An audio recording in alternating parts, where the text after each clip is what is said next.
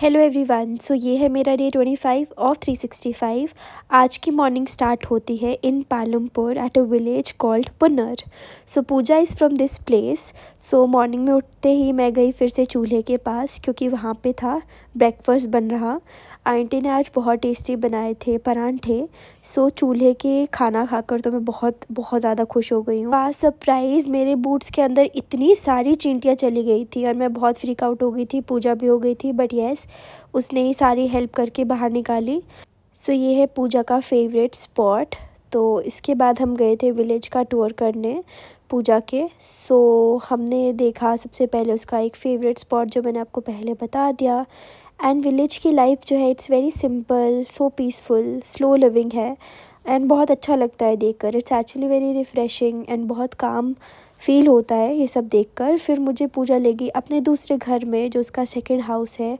उसने मुझे अपना पुराना घर दिखाया जहाँ वो रहा करते थे। एंड देन ये थी प्लेस जहाँ पे अगर उनके घर पे कोई फंक्शन हो तो धाम वगैरह बनती है। If you remember I talked about my Dham earlier also. फिर हम दोनों चले गए थोड़ा बाहर घूमने के लिए जहाँ पे पिछले कल बर्फ़ पड़ी थी।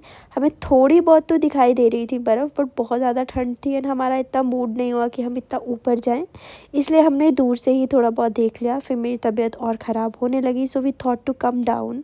उसके बाद हम गए बैरिस्टा, वहाँ पे मैंने पिया ginger honey tea. Pooja had coffee because मैंने कुछ और खाने का सोचा नहीं। I was too tired and exhausted. उसके बाद हम गए पालमपुर में एक famous Cliffy's cafe. So I thought to have some soup because I was not feeling well.